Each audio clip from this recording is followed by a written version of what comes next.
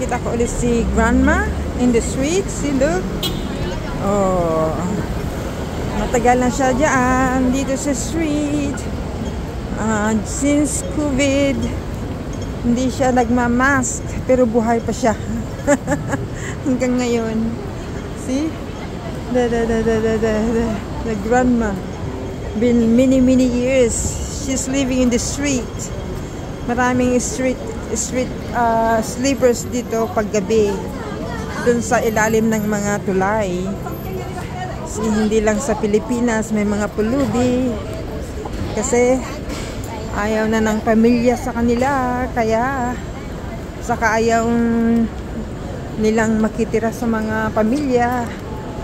Gusto tumira sa mga kalsada, sa mga ano. Yan. Nandito ako sa labas. Kasi pinick up si Mr. Ling. So, I can go home na. Pinick up ko lang yung kanyang gamot. And I went shopping. Bumili ako ng Chinese suman. Yun ang dinner ko tonight. Cup noodle ang dinner ni Mr. Ling. Kasi kumain na ako dyan sa Cafe de Coral. So, no need to eat heavy because very humid. Hindi maganda ang pakiramdam pag humid. Ako'y pinagpapawisan sa kayong mga paa ko. Ayaw niya pag humid. Mabigat yung mga legs kong maglakad.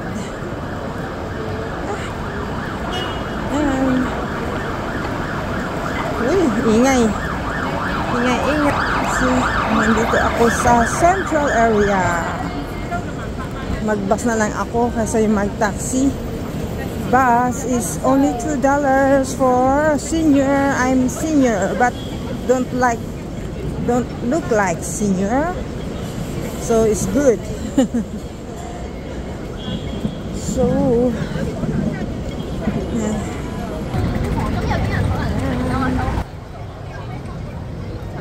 Bumili ako ng large Coke kaya mabigat yung aking bag. Mahilig kami sa Coke. Yan.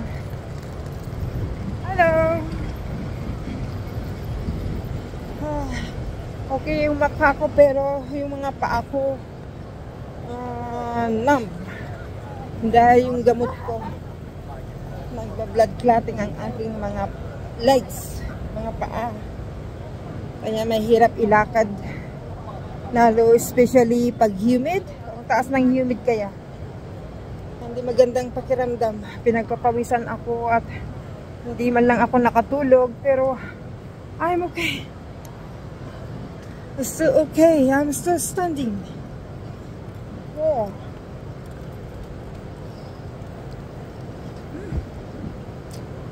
Mag-antay ako ng gusto kong mahiga, matulog. Si Mr. Ling baka nasa kainan pa siya. Kaya bahala na yung mga kaibigan na ihatid sa bahay. So I can go home. Oh, good Lord. Nakapalibot sa akin ng mga shopping. Not in the mood to shopping. Kasi limited ang pera dito sa Hong Kong.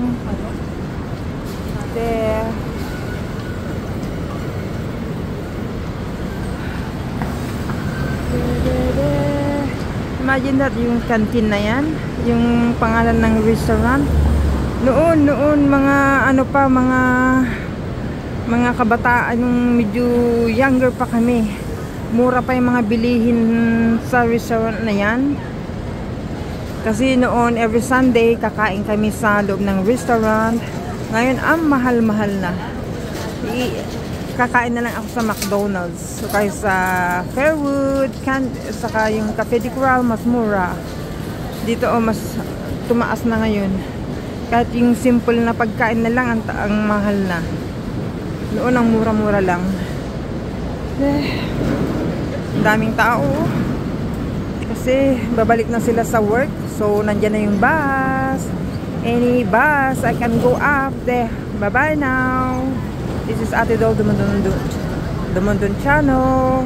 Please support Kuya Bal Santos Matubang, Ate Edna Vlogs, Kalingap Rob, all team Kalingap partners. Again, Ate Dol Dumundun. Don't forget to watch. Thank you so much. Bye.